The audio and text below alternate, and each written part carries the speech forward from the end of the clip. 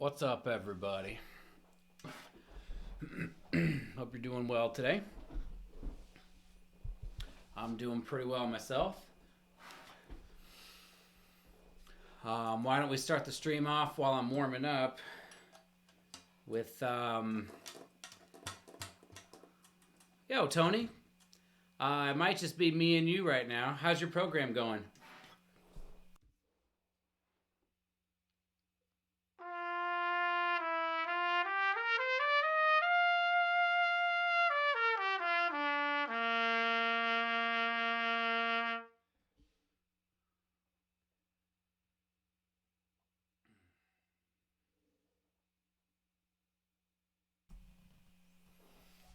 What's up, Donald? How you doing? Also, what do you mean by pretty good, Tony?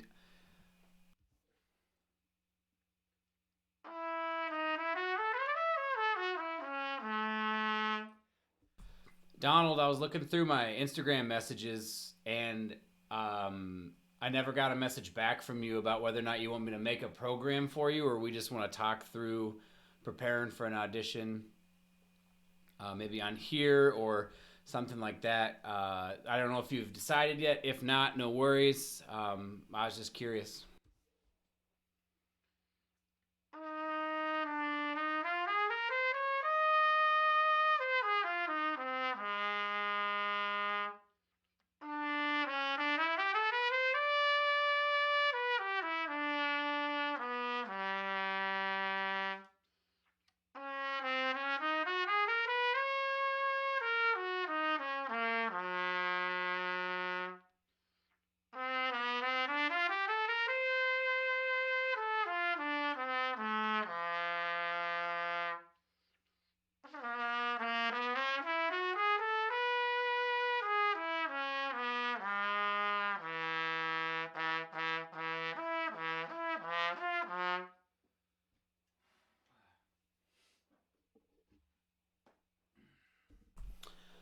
Trying to get this in. I have a rehearsal tonight for the Messiah at 7 p.m. I got to go to court today. I ran a red light a month ago, and so today was my court date. And I tried to schedule. I tried to schedule a defensive driving class, and they said I could do it on December 21st, which I have a rehearsal and a concert, and obviously these things are like 8 hours long, or January 4th, which is free for me, but it's my daughter's birthday. So they rescheduled my court date, and I get to go back and choose another defensive driving class day. It's a very exciting day for me so far.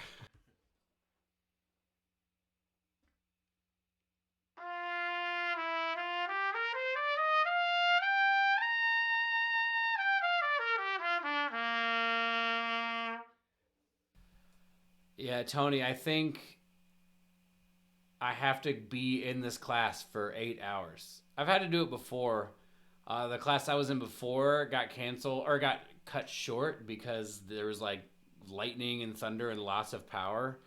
I could have just paid the ticket, but I don't want it to go on my record.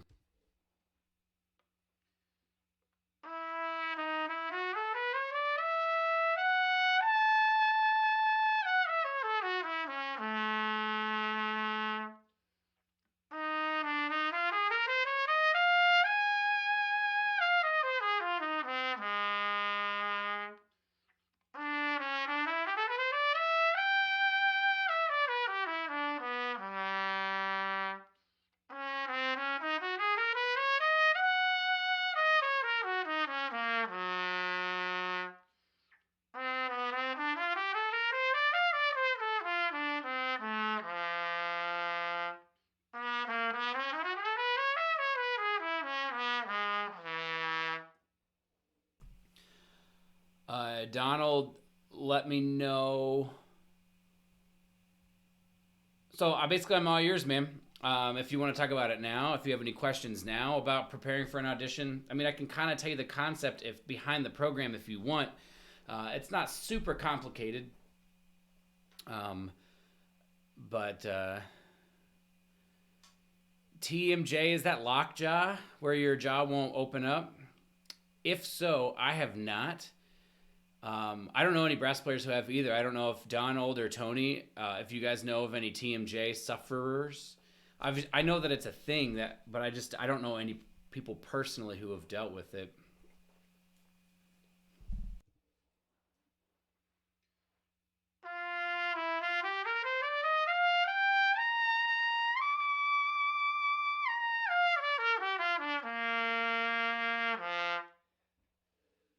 Yeah, I was doing a bunch of research, listening to interviews with Ed Cohen, who is dubbed the greatest power lifter of all time, and I got these quotes. He was successful because he just didn't skip the basics, and he just made slow progress over a long period of time. And he says the secret to his success, Tony will love this. The secret to his success is he would plan everything out, all the reps, all the exercises, all the sets. He'd plan everything out. He would start from the end, and then he would look at it until he would think to himself, I can do all of this. I feel confident in doing all of this.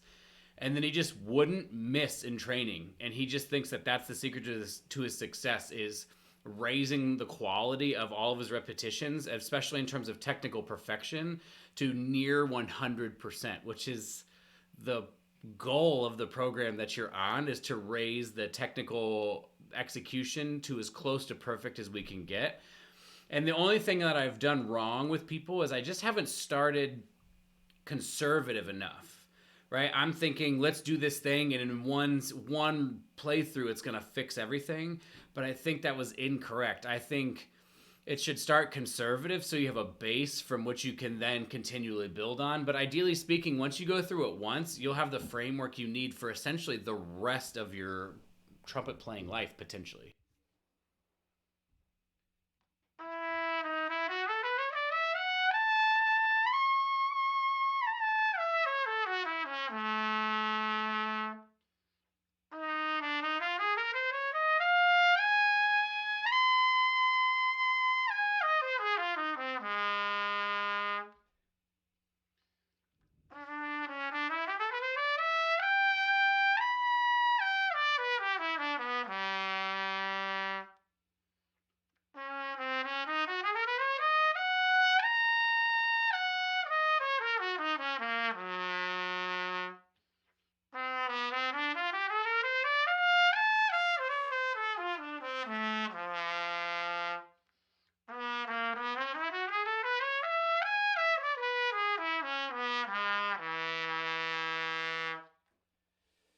All right, so that's all the warming up I'm going to do today. Actually, I lied. I'm going to do some tonguing. So, oftentimes I do the flow studies just to loosen things up. But not only that, it's just to me doing this one thing the same way every single day kind of gives me a gauge for how things are feeling from day to day. And it sort of starts me off the same way each day. But I wouldn't do. I personally don't do obviously like a 2 hour routine that's exactly the same thing every day to feel like I'm good to go. I know some people swear by those things. I'm not quite like that. So I'm going to do just a little bit of tonguing around the instrument, and then we'll dig into the routine.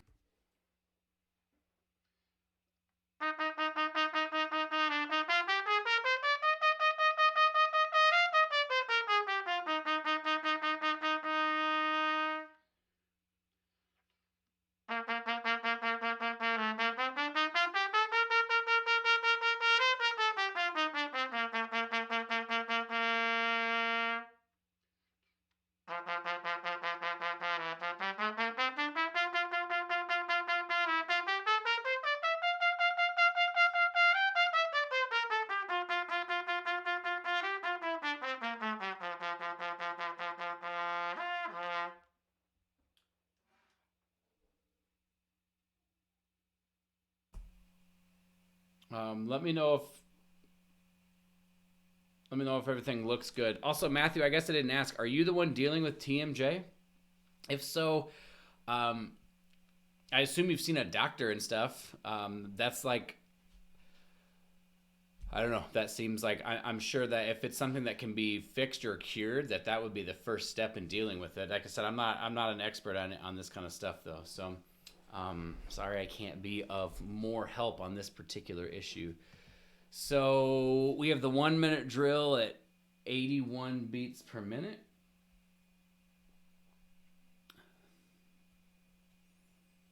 While I'm doing this, what should Tony, if you're still here, you should pick a topic we should talk about today. Yesterday we talked about goals.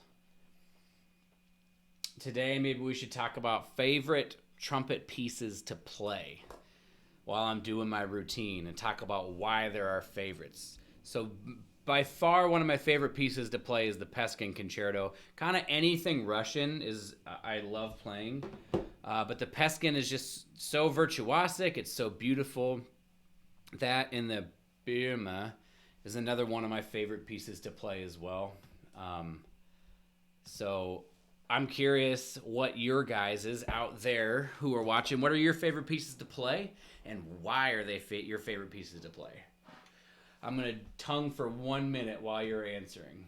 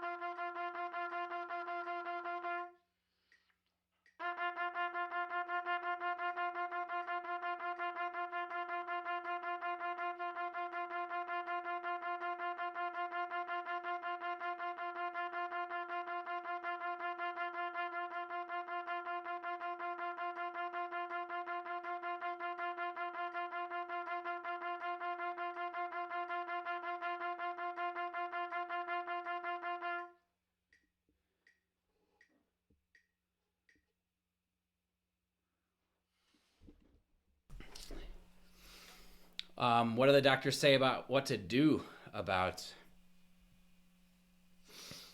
TMJ, man? I don't know. I've never dealt with it.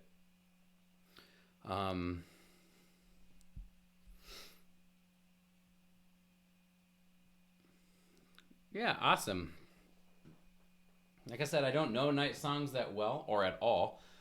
But maybe I need a reason to maybe I'll work it up on stream sometime over the course of a couple of weeks. After I'm done with this cycle of pieces that I'm practicing. Flexibility sax is at 70.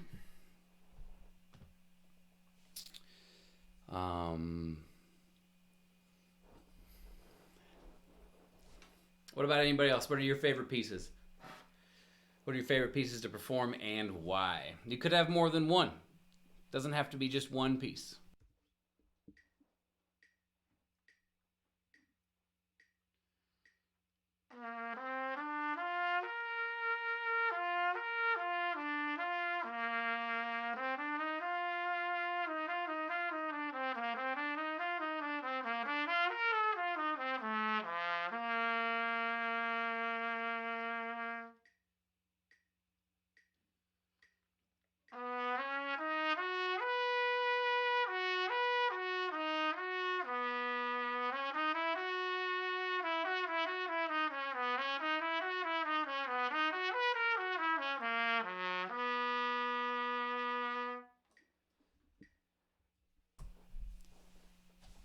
Donald, for flexibility books, the sax book that I'm working out of right now is really great. It's nice and simple, nice and basic. I really like that.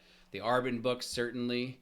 Bailin, Bailin, is a really great book. It's the same thing. It starts off nice and simple, but it can get kind of crazy towards the end of the book. And then there's a book I worked out of for a while back called Flexus by John McNeil and Lori Frink. It's an amazing book, kind of interesting flexibility. And then there's Scott Belk, who has a couple of books called Progressive Flexibilities for the Trumpet. and those are the ones I've played out of the most. Yeah. Yeah, Matthew, I hope it goes away, man. I have no idea.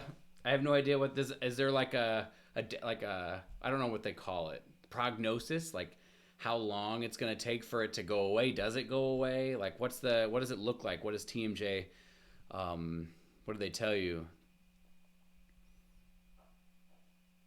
Yeah, and awesome. Copeland's rodeo or rodeo or whatever rodeo. I can't. I guess it's rodeo probably. It's not that fancy. It's a beautiful piece. It's super fun to play. Yeah. Tony, we can work some Flexus into your next program, or you can work it in unless you want me to help you with it.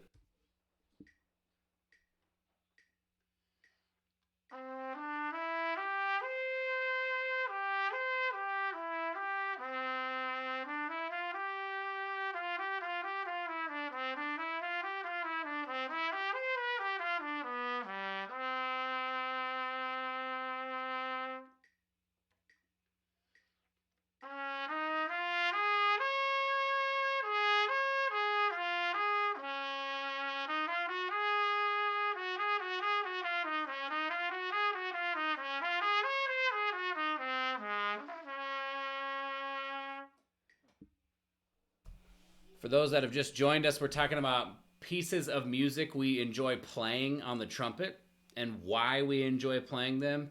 And then we could also like favorite piece of music to listen to, or maybe favorite composer to play.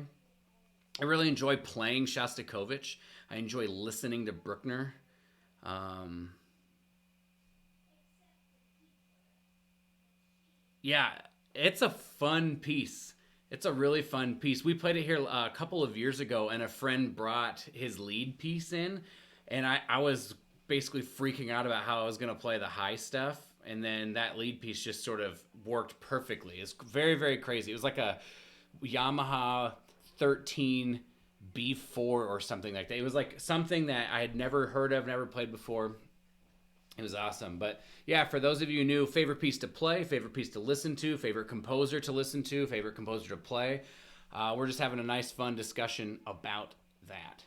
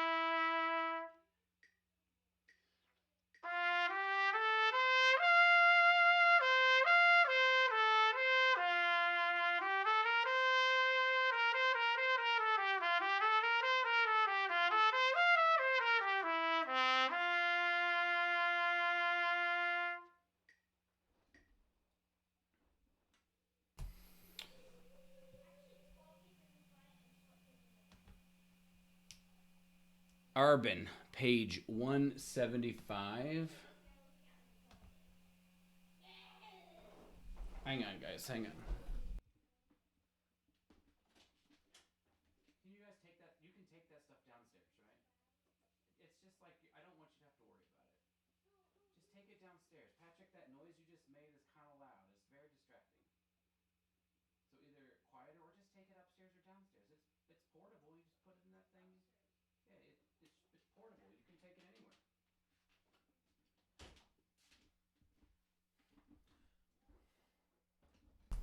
All right, sorry about that. So number 85 at 136 beats per minute. So this is in my program to help me just double tongue faster. So the nothing is super complicated in terms of the notes. And so I'm really pushing the coordination, taka, taka, taka, taka, taka, taka, taka, taka, taka, right? Taka, taka, taka, taka, taka, trying to make the fingers and the tongue coordinate, and then keep it nice and long and as sort of back in as crisp as I can.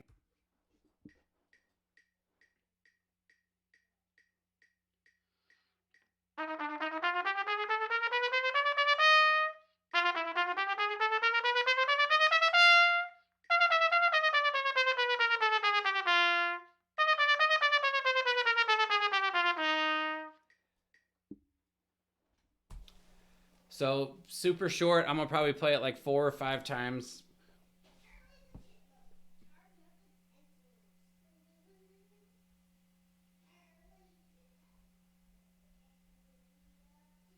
Sorry. Here, we'll do it again.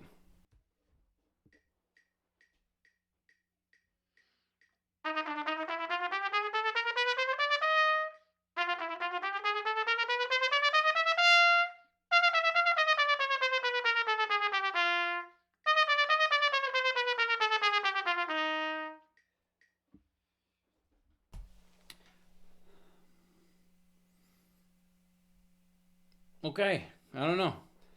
It's kind of funny. It's just like it just is not bad. Now this isn't too fast for me anyway, but it just feels like it's not too much of a problem.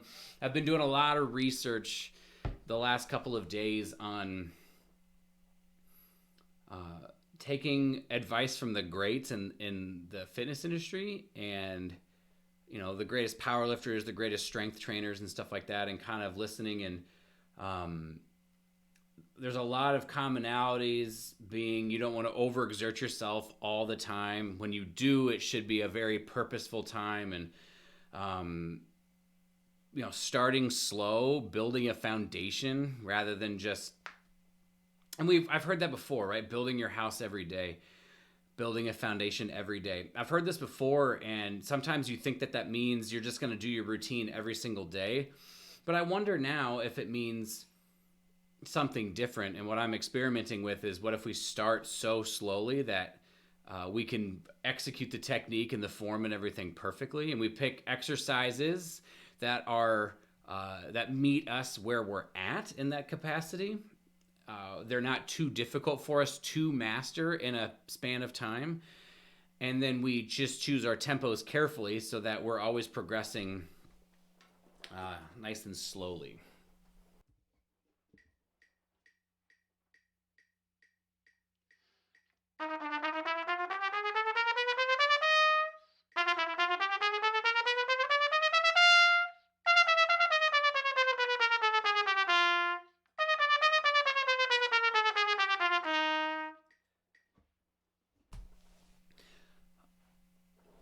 Tony is on one of my programs. For those of you that don't know Tony or don't know about my programs, and I was going to tell Tony that one of the things I've noticed in my own running of these programs and practicing in this percentage based way and spending the majority of my time at sub maximal tempos based compared to what I'm capable of is it's really interesting to me that I feel that my consistency has gotten higher, and certainly my execution overall is better and higher. But just in terms of me releasing air and having the sound that I want, that's a surprising. It's like I've built a base, right? I've spent more time in this slow, sort of fundamental production place. That's very interesting to me, and it frees me up to think more musically. And yeah, I think there's just a lot of value in that I'm experiencing right now, based compared to how I may have practiced in the past.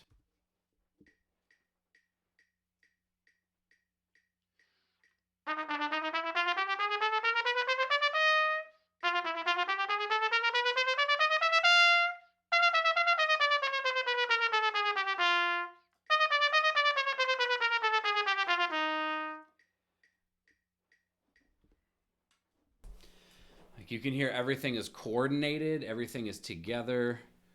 Um,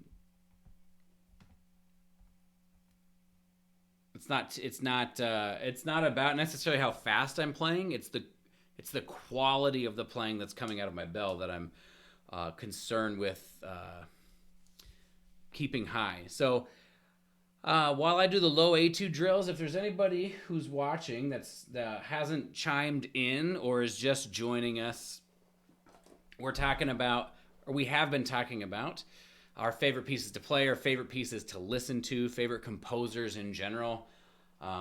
Please contribute to the conversation. I'd be curious to learn from you if there's pieces that you are interested in, and maybe it's pieces I haven't played. Like Donald was saying, the Peasley Night Songs is one of his favorite pieces, and I've never worked on that piece before, and if he likes it that much, it definitely might be worth looking into. And actually, like I said, maybe I'll practice it. Maybe I'll put it into one of these programs and practice it on stream. Although I don't have a flugelhorn, so it might be kind of difficult. Maybe I'll trade out the flugelhorn for rotary or something like that. Also, hi, Mom. Everybody say hi to my mom. Mom, what's your favorite trumpet? What's your favorite piece to listen to?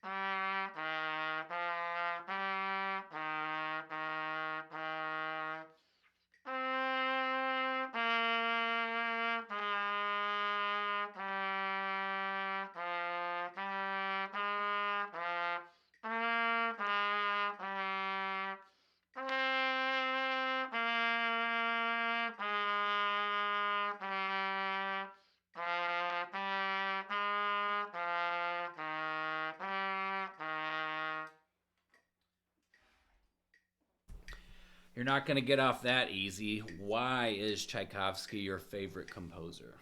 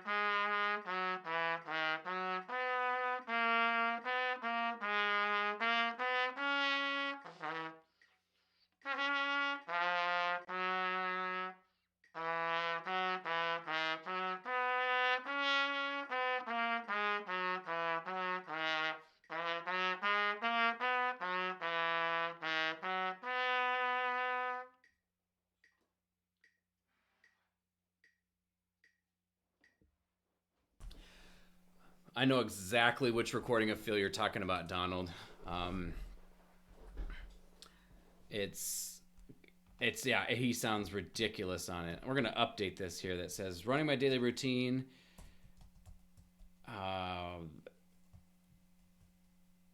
And talking about our favorite pieces to play and listen to.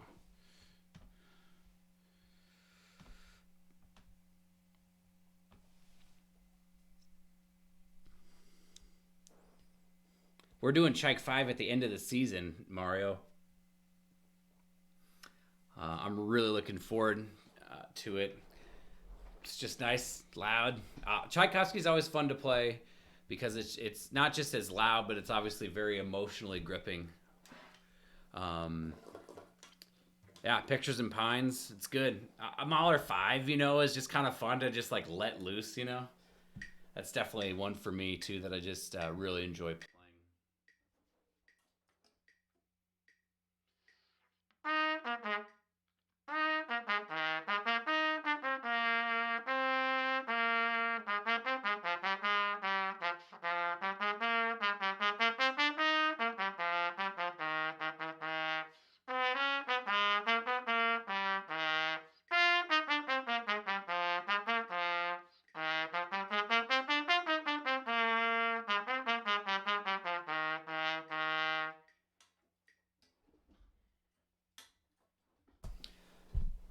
All right. So what are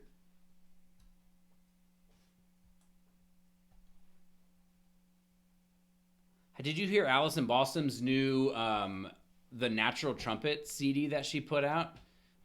Maybe it's not a CD. I think I saw a YouTube video um, of her playing. It sounds so good.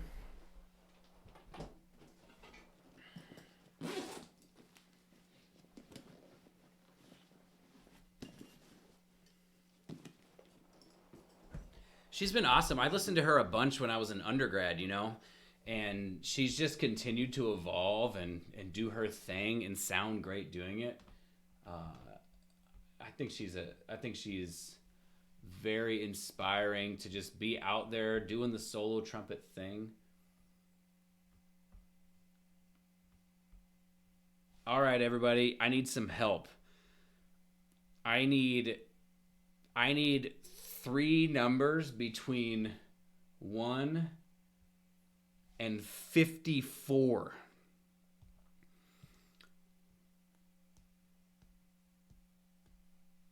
1 and 54.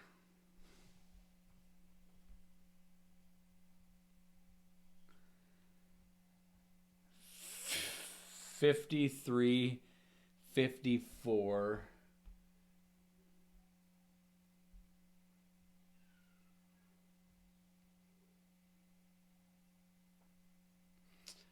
Can you, Loaded Bass, can you put a link to a recording, or if there is a YouTube recording? I'd love to listen to that.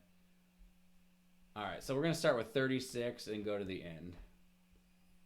We're gonna play some Bordonis. So Bordonis I love to play because melodically they're very pleasing, very nice, and they're tonal, right? So I can get to know my pitch centers and pitch tendencies on the rotary. So, sorry, Tony. I'll play 4 of them. How about that?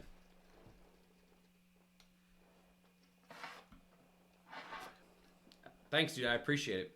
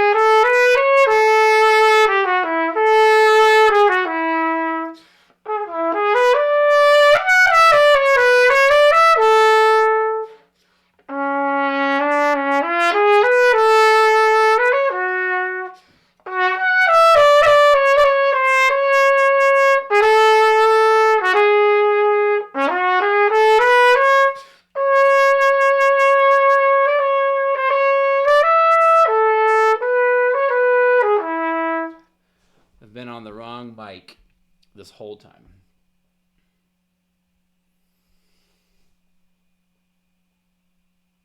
Yeah, that's the dream, man. That's the dream, is for us not to peak when we're like, 30 or 31, right?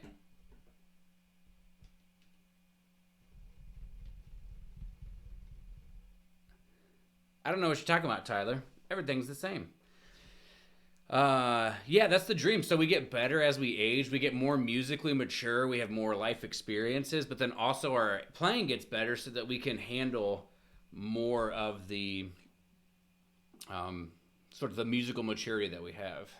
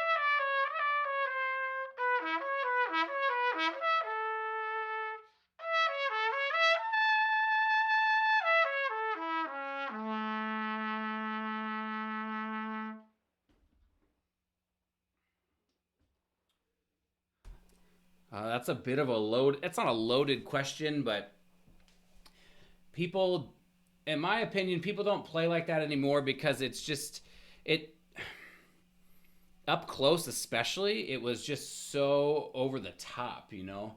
I mean, the sparkle in his sound was wonderful, and it was sort of dense and focused, and I just think it's people don't play that way. Brass sections don't play that way anymore. I think there are trumpet players out there who play with sparkle in their sound, right? I just think as a whole, that style of playing that was over the top and rambunctious is a little less. It's not quite as in vogue as it used to be, you know. And some would say it's more refined, and some would say it's less exciting. I tend to think I mean, I don't know where I fall. I don't know where I fall in that category. I try to be as dynamic of a player as I possibly can, um, but generally speaking, um, I wish it would tilt back the other way. I wish we would allow a little bit more imperfection at the sake of, um, being dynamic and taking risks and stuff. I just think execution on our instruments has taken the place of being dynamic, and like the music has sort of not taken a back seat, but we sort of laud people who are excellent technicians of their instrument, and that's because it's very difficult to do that, and we're getting to a place where people can achieve these ridiculous feats on the instrument.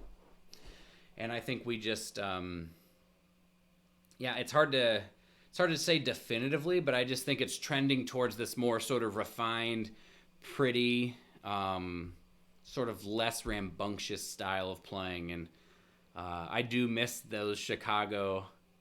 Yeah, sax is incredible. Tom Rolfs, I would say, definitely in that conversation of just like sort of this over to the top, like when he articulates, it's like poof, when it just takes off, and you're thinking to yourself, there's no way you actually sound that way when you play. It's just so so that's kind of an older school way of doing it. So Tony, I don't want to play this one. It doesn't look very interesting. So we're going to go to number 53.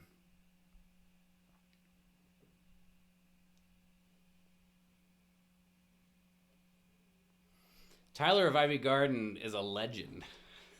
He's a legend in the circles of bands with Ivy in their name.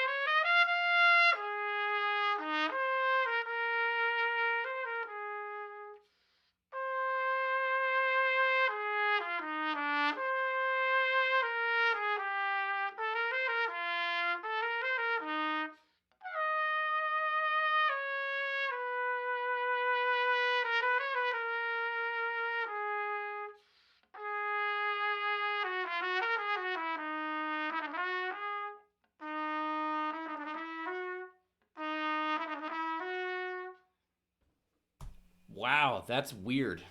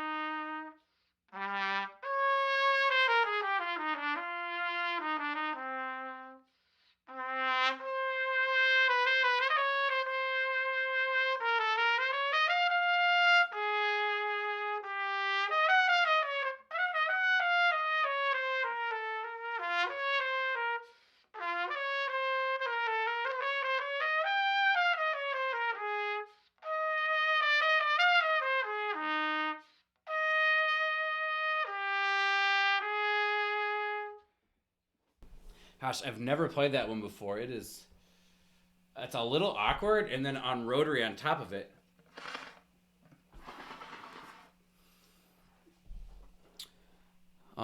Did you find that recording? Loaded bass of Bud playing the Kiji stuff? Because there's his lyric stuff from Song of the Nightingale is amazing. And there's this Hovannes piece, like The Mysterious Mountain, I think it's called. There's some amazing lyric playing, sort of infamously beautiful. Oh, did I miss it?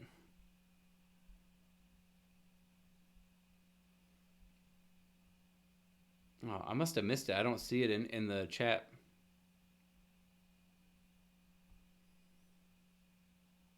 I mean, if other people see it in the chat, that's cool.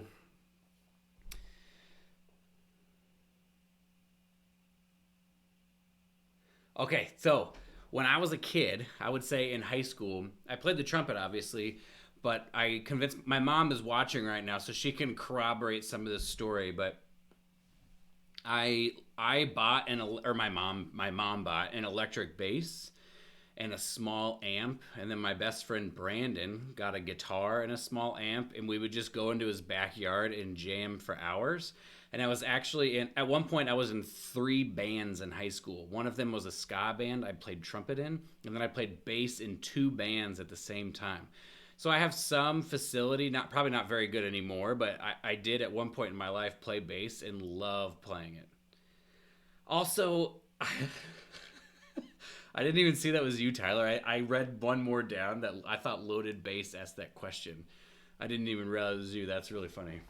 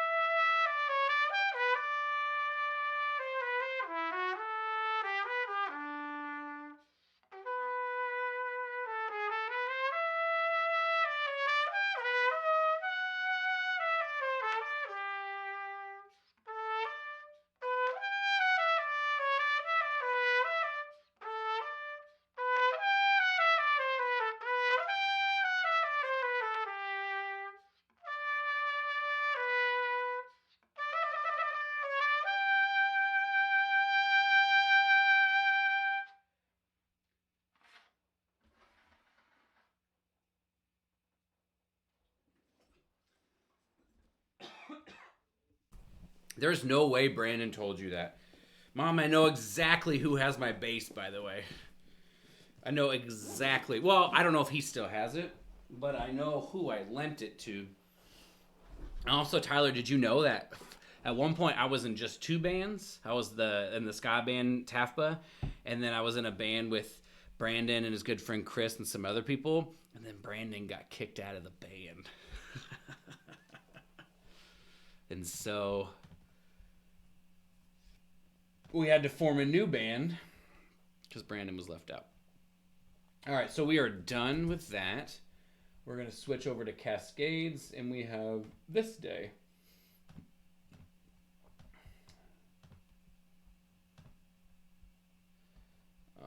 All right. All right, loaded bass. I'll check it out. I would love to hear it. So we're at 136.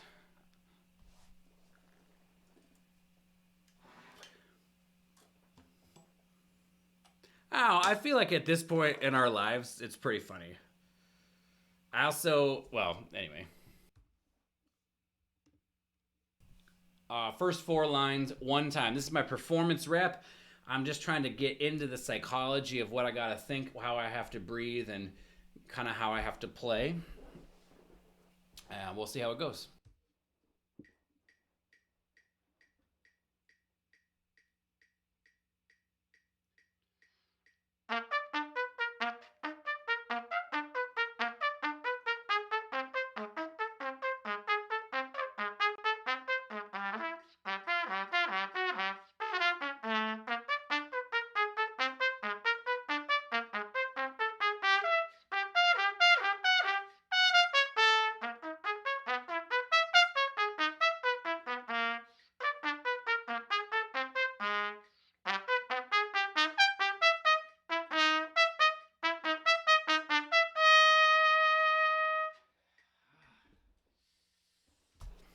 I don't think playing the rotary trumpet for the past however many minutes was helpful in that endeavor, but I never really seemed to get the very beginning of it dialed in right out of the gate. Once I get going, I'm okay, but more slow repetition will help that out. All right, we have this right here to right here one time as well.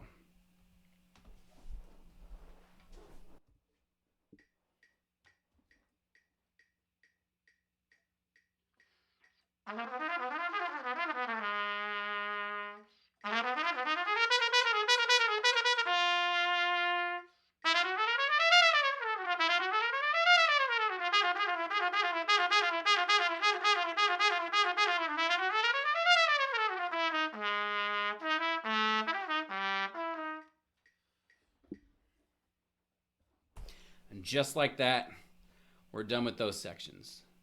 Line 5 through line 11 at 117 beats per minute.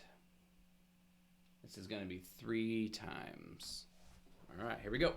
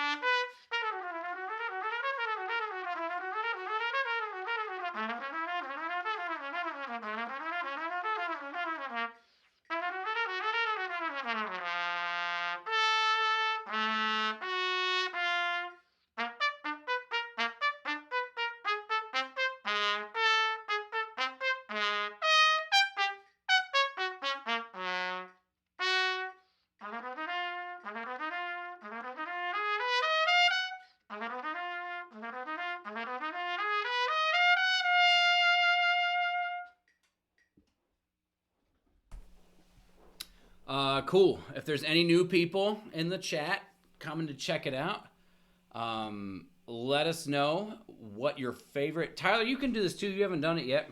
What's your favorite piece to play? You could have written it. What's your favorite piece to listen to? And then, like, you know, maybe a favorite band, favorite composer kind of thing.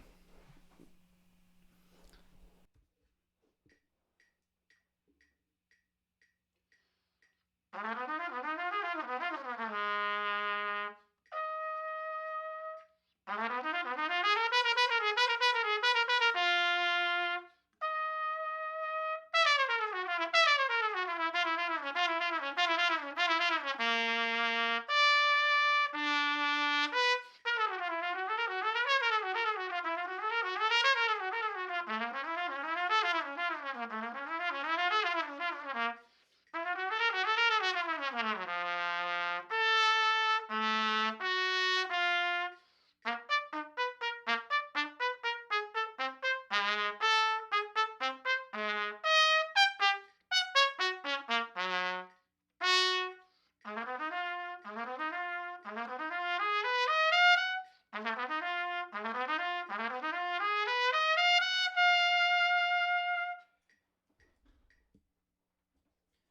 we're not running my routine anymore. We are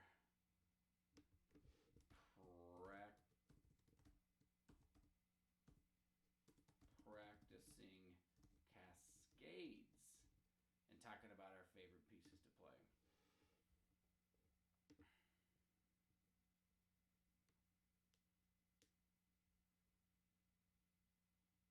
My name is Human, highly suspect. I will check that out. I've never heard it. My mom is all over the mic thing. It's awesome to have her in here. I don't know. I know Cowboys from Hell because of Guitar Hero, I'm pretty sure, but I don't know the other two.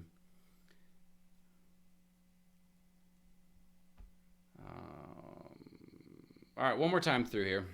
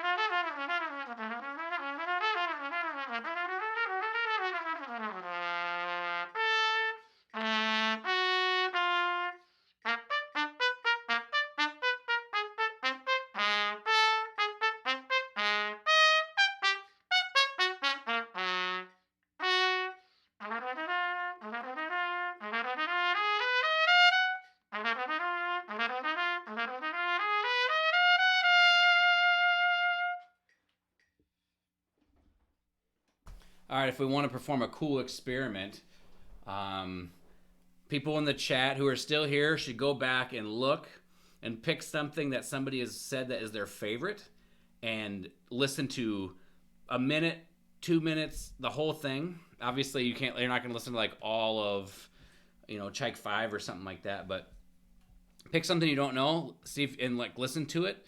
Because I'm just going to be practicing this. So take 2 or 3 minutes to listen to something. Let us know what you listened to, and then what you thought about it. Might be kind of a cool experiment to share musical style. So us classical musicians might check out Bob Phil Ketch, as my friend Tyler might check out his suggestions, right? Because he's a guitar player. He's more into like rock and experimental and stuff like that. And Tyler, maybe you'll check out Tchaikovsky's Fifth Symphony or something, because there's a lot of classical musicians in here. I got to do the end a couple of times. So that might be kind of a cool experiment. Let's just do it because we want to have some fun while we're hanging out here. And let me know what you choose to listen to, what you think of it. It can be good. It can be bad. You could listen to My Name is Human by Highly Suspect and hate it. In fact, I think it would be awesome if everybody disliked all of Tyler's suggestions.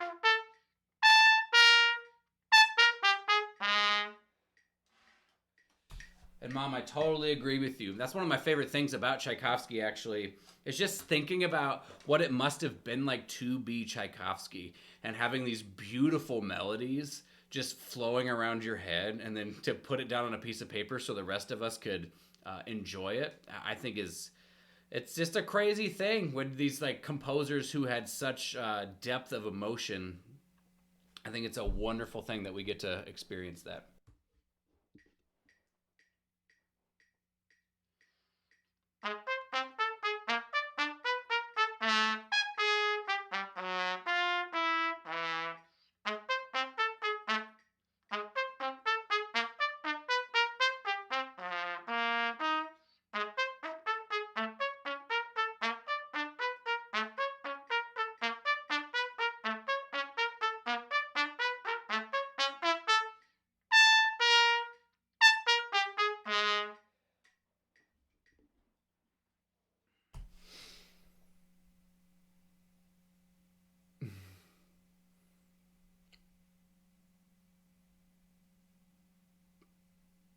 Yeah, I hope people do this. It could be kind of fun to be able to learn from each other. Not just learn from me. What do I know? Let's learn from each other. Connect. All right, one more here.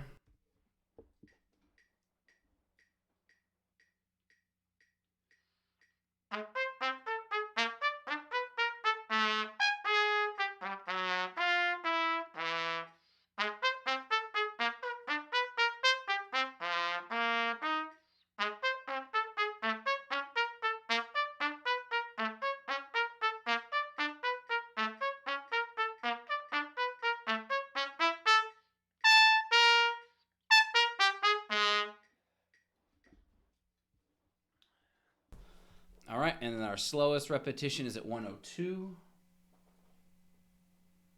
Mickey Sanvi 08 just subscribed.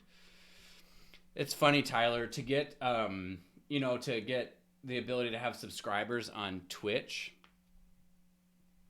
You just need 50 followers, and then you become a Twitch affiliate, and you can get subscribers.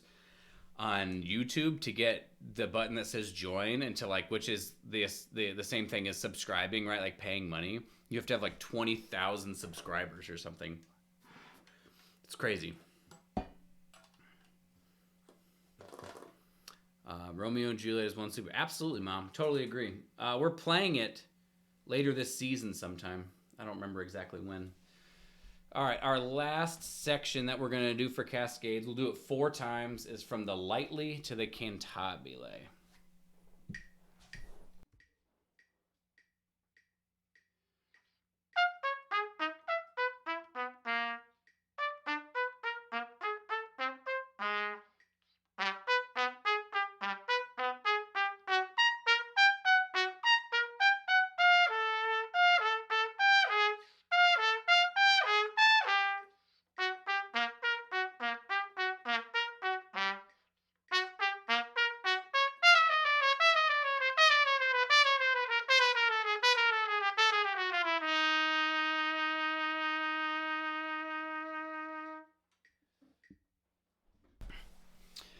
I appreciate that, dude. I love doing it, and what I hope to be able to do, I've said this before, and I've been reading some books on this, is I would just love to build a community of people who want to come and hang out, and this is the medium for which to do that, but we can just talk and hang out and share what music we like with each other, and maybe I tried to talk yesterday about performance anxiety, and no one bit. So maybe I can build up enough trust with my audience at some point that we can talk about something like performance anxiety, but we'll see where it goes. I'm just going to keep doing it and showing up and being here. And if, we'll see where it goes. I mean, 20,000 subscribers would be insane. It's such a small channel compared to big name anything, but yeah, 20,000 subscribers would be pretty amazing.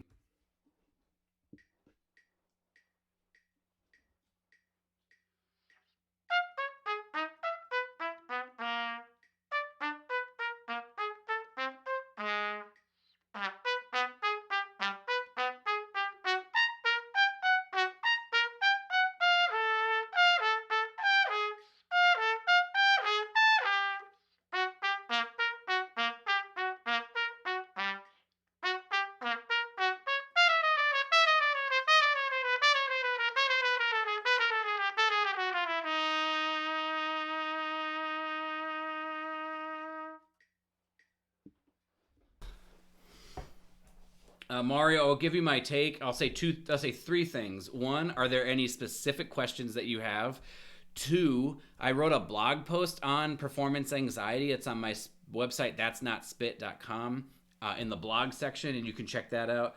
But in general, I think auditions, the performance anxiety that comes from auditions it's mostly related to preparation and belief in preparation, right? If you go into an audition and you think to yourself, I hope they don't call this excerpt because I'm not good at it, or I hope that they don't call this excerpt because I don't know it and I didn't spend enough time learning it, or because sometimes we avoid the things that we're not good at doing, right? Instead of practicing it more, we tend to just sort of push it over there and hope that it doesn't become a thing. And so making sure that you have developed a system or a plan, that's like part of what I hope to do soon, is to just like help people develop plans and systems and stuff, because I feel it's a bit of a deficit in the music world right now, like not having structured, followable plans. And so I didn't really get used to that one or two bad auditions led to a mental block, which causes anxiety. Right. So then unsuccessful auditions, having unsuccessful auditions leads to that kind of negative association, right? And so that's the first step is preparation, and preparing in such a way that you don't have any negative associations at all with the excerpts themselves. Then the next thing is we just can't care what the committee thinks. Oftentimes we will play and we'll make a mistake, and then we catch ourselves thinking, oh no, will they like this? Or what does that mean? Or will they hire me? Or will I advance? Or will this mean a good thing? And we've taken ourselves off of the present moment of what we're trying to accomplish. And oftentimes, that means that we will struggle with just keeping our mind present. And when the committee is just thinking whatever the committee is going to think. We can't guess what that is. And then the third thing that I would say is that sometimes we treat excerpts with more seriousness than we treat maybe our fundamentals and things like that. So our playing consistency changes and our attitude changes. And so maybe when we do our scales and we do our routine and our etudes and stuff, we might not have the same kind of standard for intonation, rhythm, sound quality, articulation, first starts as we might try to have with the excerpts. And so the result of that will just be feeling like you have to, now it matters. The audition, now it matters. I got to be my best now. Instead of finding a way to build a base where you're just your best version or pretty close to your best version all the time, and it's just another thing. That takes more time, and it takes more thought, and it takes a lot more meticulous detail, but it makes a huge difference, and it'll affect your preparation and stuff, right? So I don't know if any of it, and hopefully some or all of that made sense. Like I said, I wrote a blog post about it where you can go check that out too. But ultimately, if you feel confident in your preparation and you kind of just are like, this is what I'm going to do, then it's just a matter of taking auditions or scheduling mock auditions, where you play for other people so you can build up some successes in your understanding of what you need to do in any given situation to be successful. So you learn, I get dry mouth when I get nervous. Well, we can combat that, right? If you go to an audition and you don't sleep well, we can learn how to combat that. You can plan out your sleep schedule the week before. There's things we can do, but we don't know how to fix those things until we feel them. So loaded bass, new to the channel, very curious on how you're structuring your routine. It looks like we're being well refined and ensuring improvement. Basically, I've made up my own routines. This is like my system that I made up. If you are interested in anything related to this, which you just said you are, just send me a message on Instagram, on Facebook, or on my website, and I will. We can chat about what you're looking for and be a little bit more specific. If you want to tell me what you're looking for right now, that's fine. But what I mean is, do you want to take an audition? Do you want to have like a routine built for you, that kind of thing? This is something that it's not like super public, but I do provide for people if they're looking to have more structure in their practice. So hit me up and let me know if that's something, what you're kind of looking for, or just where you're at with your practice. And we can just talk about how to structure practice. And if it seems like a program from me is the way to go, definitely we can go from there. So There you go, Mario. Check that. Donald, either can you either link it or just give the title of the video so we can Mario can find it.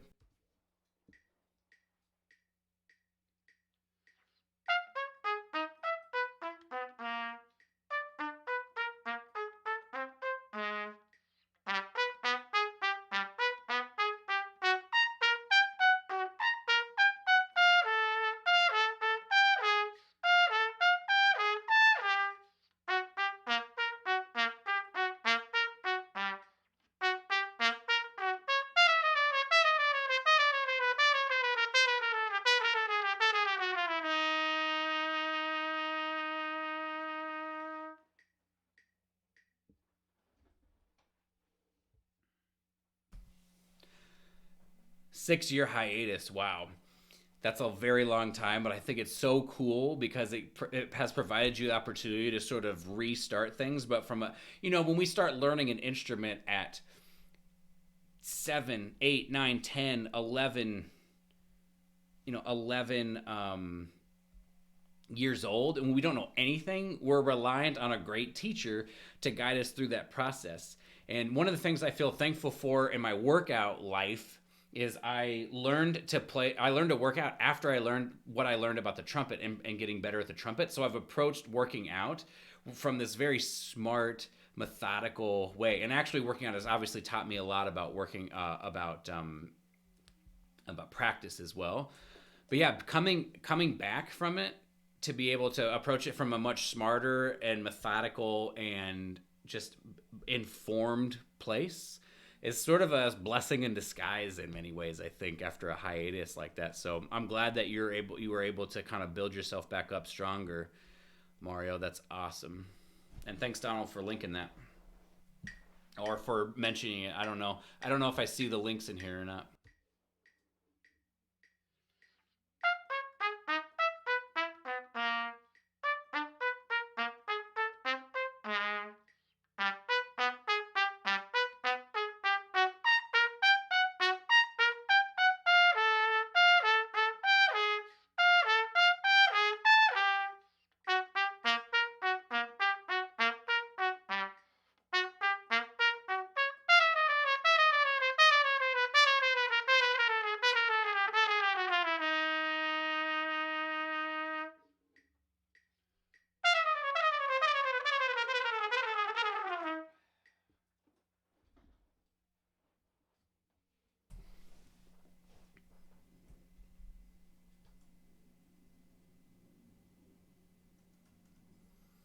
Okay, so you want something like my routine template, which looks like that's Cascades, which looks like this.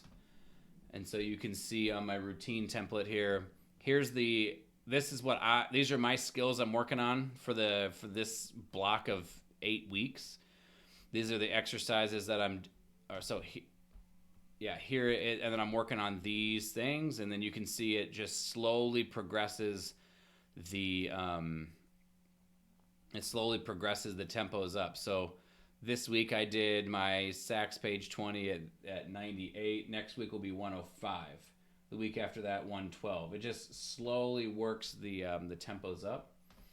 If you want one of these, just send me a message and we'll set up a Skype session and we'll design one of these for you. All right, tromba solo.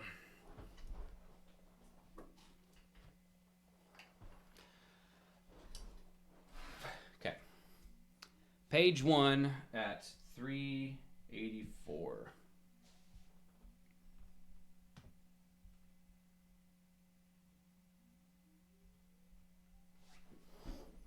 Totally, man. Totally. Well, I don't know if you're a male or a female, so man is colloquial here.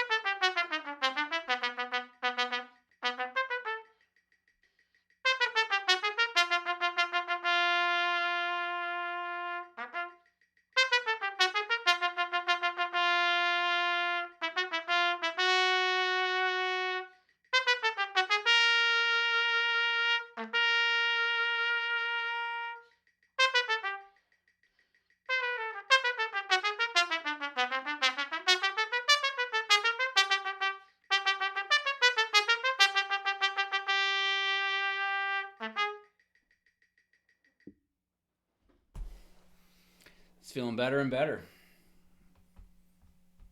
And then we have to do the end of the piece one time. So we're going to start here, and we're just going to blow it straight down. All those high B's and everything. All right.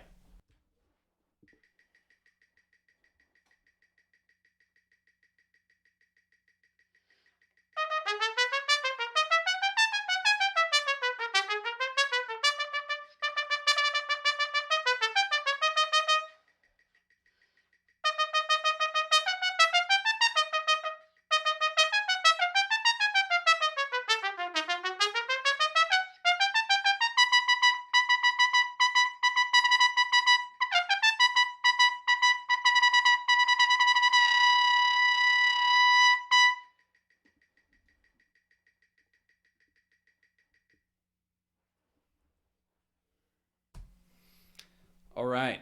My face gets really red when I play that, but it's not bad. 336. Okay, so you said graduate school audition. So loaded, where are you at right now? And do you have any idea? So basically, tell me about you. Where are you at right now? Where are you trying to apply to? What are your goals as a trumpet player in general, at least as it is right now? We got to change this to playing tromba solo and talking about auditions and audition prep stuff.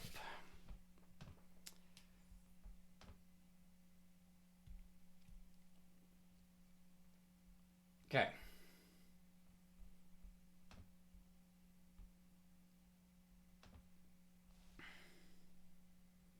Yeah, so the also loaded the idea behind this routine is that you start slow and you build perfectly, right? So we have to pick our numbers carefully, especially in the beginning.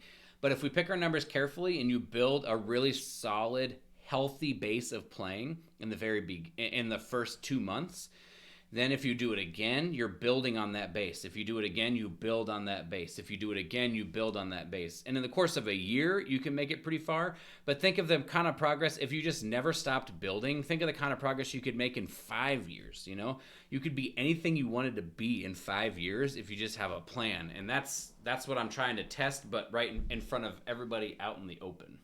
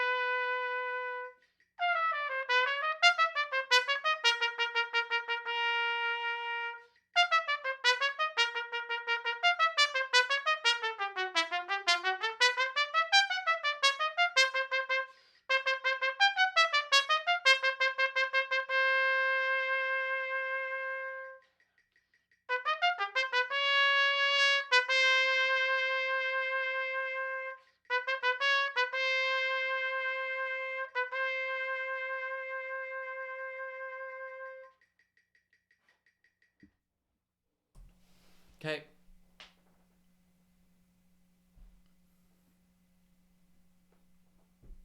What's everybody doing tonight? I got rehearsal for the Messiah. What else do you guys got tonight?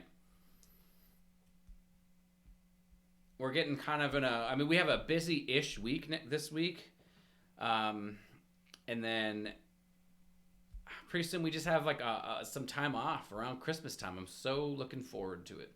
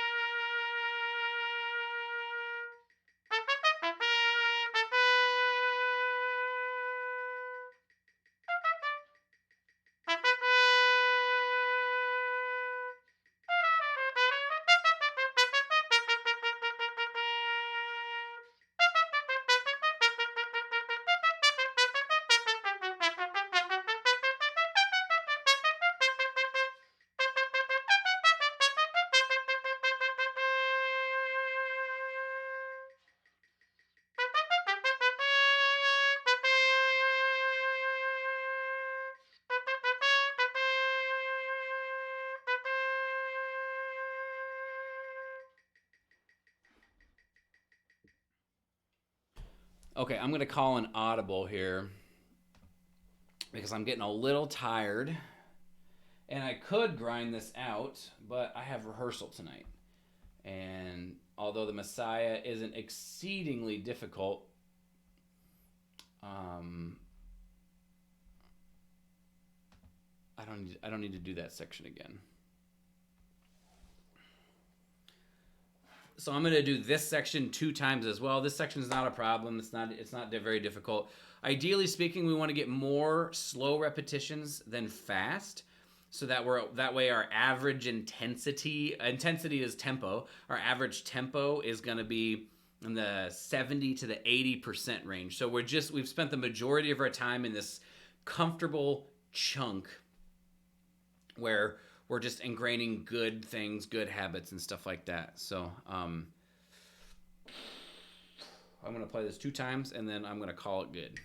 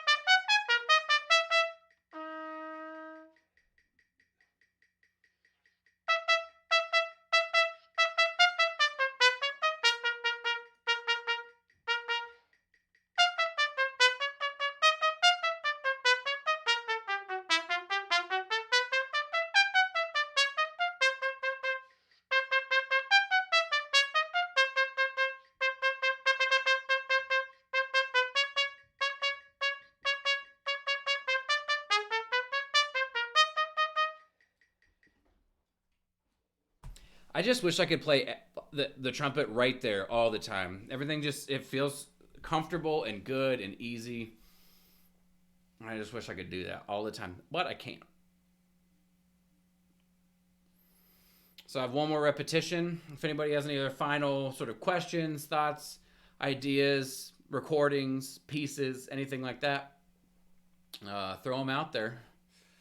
If not, in about 2 minutes, I'm going to be done playing this repetition, and then we're going to call it a day.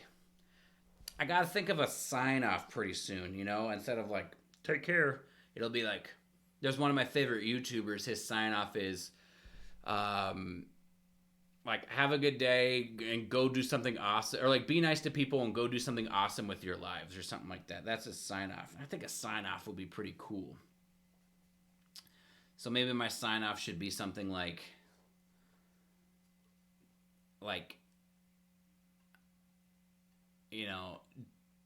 do something today to find out what you're capable of tomorrow, or something like that. I don't know. Still working on it.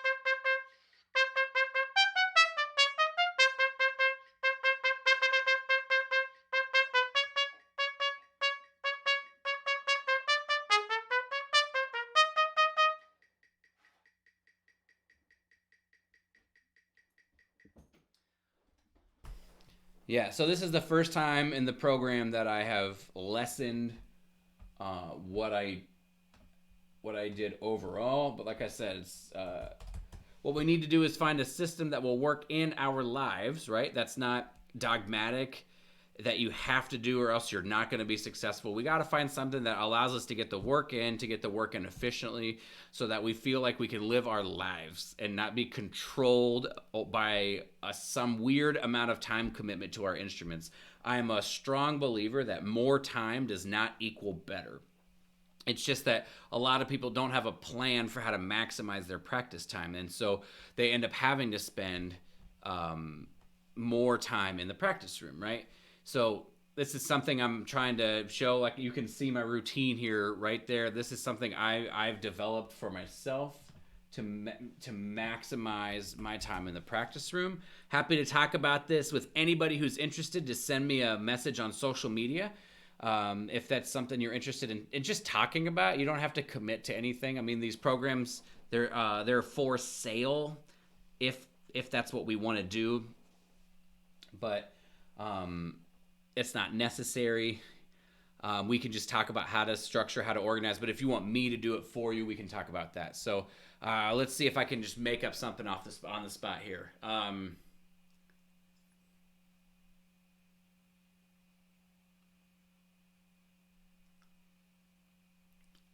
I don't know. Have a great rest of your night. That's not inspirational. Let's see, or aspirational. Let's see. Everyone's capable of way more than they think they are, and it's time we all encourage each other to find out what that is, what we're capable of. I'll refine it, something like that. Hope everybody has a good day. We'll see you on the next stream, probably tomorrow.